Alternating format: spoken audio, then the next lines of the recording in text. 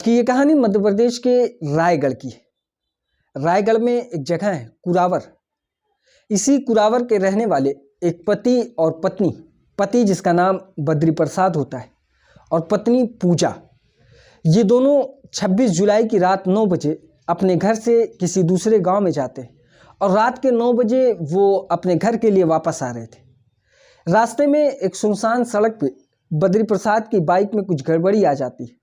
बद्री प्रसाद अपनी बाइक को रोकते हैं, पत्नी को बाइक से नीचे उतरवाते हैं और उसके बाद अपनी बाइक को बनाने की कोशिश करते हैं। इस दौरान काफ़ी वक्त लग रहा था। बद्री प्रसाद अपनी पत्नी से कहते हैं कि करीब में जो पेड़ नज़र आ रहा है उस पेड़ के पास जाकर बैठ जाओ। पत्नी वहाँ जाती है, बैठती है और इधर बद्री प्रसाद अपनी बाइक को बनाने की कोशिश करते हैं। तभी अचानक 2-4 नकाबपोश वहाँ पर धमक पड़ते हैं और वो बद्री प्रसाद से हाथापाई करने लगते हैं। इस दौरान काफ़ी गाली गलौज होता है, बद्री प्रसाद के कपड़े फट जाते हैं और ये देखते हुए बद्री प्रसाद की पत्नी पूजा भागते हुए अपने पति को बचाने की कोशिश करती है।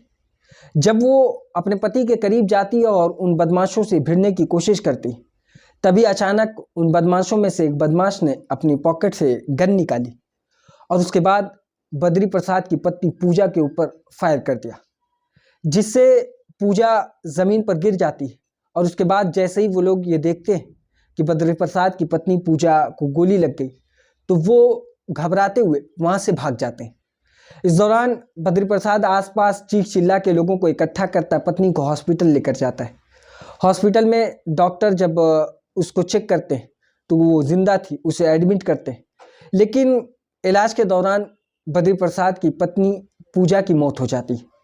अब मौत होने के बाद इधर पुलिस को खबर लग जाती है, पुलिस आती है, पुलिस बयान नोट करती है बद्री प्रसाद का और ये इंतज़ार कर रही थी कि जब पूजा होश में आएगी तो उससे भी कुछ बयान नोट किया जाएगा। लेकिन पूजा की मौत हो जाती है और बद्री प्रसाद पुलिस को ये बयान देता है कि उसे शक है कि उसकी पत्नी की हत्या में कोई और नहीं बल्कि उसके मौसेरे भाई और उसके कुछ दोस्त शामिल हैं। पुलिस उसके बयान को नोट करती और इसके पीछे की वजह जानने की कोशिश करती। तो बद्री प्रसाद ये बताता है कि असल में बद्री प्रसाद ने अपने मौसेरे भाई से कुछ कर्ज लिया है और उसी कर्ज को वो मांग रहे हैं, वो मांगते हैं, उससे गाली गलौज करते हैं, छीना झपटी करते हैं। और वही लोग थे जो उस दिन मुझसे आकर छीना झपटी कर रहे थे और गाली गलौज कर रहे थे। उसी दौरान मेरी पत्नी मुझे बचाने के लिए आती और वो लोग मेरी पत्नी के ऊपर बुलेट फायर कर देते हैं। सारे बयान को पुलिस नोट करने के बाद मामले को पुलिस की नज़र में ये लग रहा था कि बस उन्हें उन बदमाशों को गिरफ्तार करना है जो बद्री प्रसाद के मौसेरे भाई हैं। पुलिस उनकी तफ्तीश करती है, खोजबीन करती है, लोगों को पुलिस गिरफ्तार भी करती है और गिरफ्तार करने के बाद अब पुलिस को ये लग रहा था कि मामला ओपन एंड शट है, केस जिस तरीके से खुला उसी तरीके से अब ख़त्म हो जाएगा। लेकिन जब पुलिस इस दौरान उन लोगों से, जो 2 लोग गिरफ्तार किए गए थे, उन लोगों से पूछताछ कर रही थी, तो वो दोनों अपनी लड़ाई, पैसे के लेन देन का मामले को तो एक्सेप्ट किया, लेकिन इस बात से वो इनकार कर रहे थे कि उन्होंने उसकी पत्नी की हत्या की है। पुलिस ये सोच रही थी कि हर मुजरिम शुरुआत में यही कहता है कि उसने हत्या नहीं की, वो अपने आप को बचाने की कोशिश करता है। उसी तरीके से ये लोग भी अपने बचाने की कोशिश कर रहे हैं अपने आप को। इस वजह से पुलिस कुछ ख़ास ध्यान नहीं देती। लेकिन आगे जब पुलिस और उनसे पूछताछ करती है और अपने तमाम तरीक़ों को अपना लेती है, लेकिन उसके बावजूद उन लोगों की ज़बान पे वही अल्फाज होते हैं कि उन्होंने ये हत्या नहीं की, तो पुलिस को कुछ डाउट होता है। इस दौरान पुलिस ये फैसला करती है कि वो इसकी और अंदरूनी सतह पर जाकर जांच करेगी इस केस की, और वो ऐसा करती भी। और सबसे पहले पुलिस ये प्लान करती है कि वो सबसे पहले इन लोगों का लोकेशन चेक करेगी कि उस वक्त इन लोगों के मोबाइल का लोकेशन कहाँ पर था, जिन लोगों के ऊपर हत्या का आरोप लगा है। पुलिस जब सर्विलांस से उनके मोबाइल लोकेशन को चेक करती तो वो ये देखकर हैरान हो जाती है कि वो उन लोगों का जो मोबाइल का लोकेशन था, उनमें से 2 लोगों का लोकेशन शहर से बाहर का था और 2 लोग उस क्राइम सीन से काफ़ी दूरी पर थे, यानी लगभग 40 से 50 किलोमीटर की दूरी के आसपास था। पुलिस ये देखती है कि वाकई में जिस वक्त वो हत्या हुई 26 जुलाई की रात 9 बजे, उस वक्त ये लोग तो उस जगह पर मौजूद ही नहीं थे। फिर पुलिस को ये लगा कि शायद ये लोग अपने मोबाइल को दूसरी जगह पर रखकर पूरे प्लान के साथ इस हत्या को, वारदात को अंजाम देना चाहते रहे होंगे। इस वजह से उन्होंने ये मोबाइल को एक दूसरे शहर में और कुछ दूरी पर रखा हो।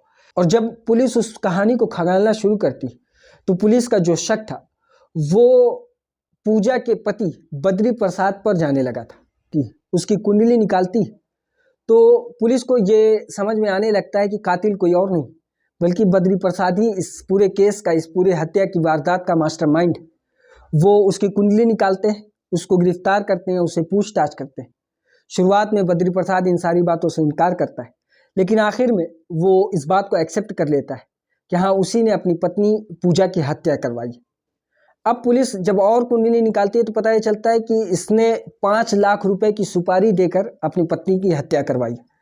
सवाल ये था कि बद्री प्रसाद खुद कर्जदार था अपने मौसेरे भाई का और कुछ लोगों का, जिसके ऊपर तमाम जो कर्ज का अमाउंट था, कर्ज जो था वो 40 लाख रुपए से ऊपर के थे। एक आदमी जो खुद कर्ज में हो और वो 5 लाख रुपए अपनी पत्नी की हत्या की सुपारी दे, ये मामला कुछ समझ में नहीं आ रहा था। लेकिन जब पुलिस और तफ्तीश करती है और उससे पूछताछ करती है तो इसके पीछे की सारी कहानी पुलिस के सामने होती है। और वो कहानी ये थी कि असल में जो इस हत्या की वारदात को देने के लिए पूरा प्लान था, वो प्लान कुछ इस तरीके से था कि जो बद्री प्रसाद था वो कर्जदार था अपने मौसेरे भाई और कुछ लोगों का, और साथ ही उसका दूसरी महिलाओं के साथ अफेयर था, जिनमें एक महिला थी जिसके साथ इसका अफेयर था। और वो इसे बार बार टॉर्चर करती थी कि तुम अपनी पत्नी से तलाक लो और उसकी प्रॉपर्टी को मेरे नाम करो, वरना हमारे बीच जो भी रिश्ता है वो मैं डिस्क्लोज कर दूंगी, वो सबके सामने लेकर चली आऊँगी, जिसके बाद तुम्हारी खूब बदनामी होगी। और इसी मामले के चलते बद्री प्रसाद कई महीनों से ये प्लान कर रहा था किस तरीके से वो बीवी से छुटकारा पाए और कर्जदारों से छुटकारा पाए, और साथ ही ये कि वो ऐश की ज़िंदगी झेले।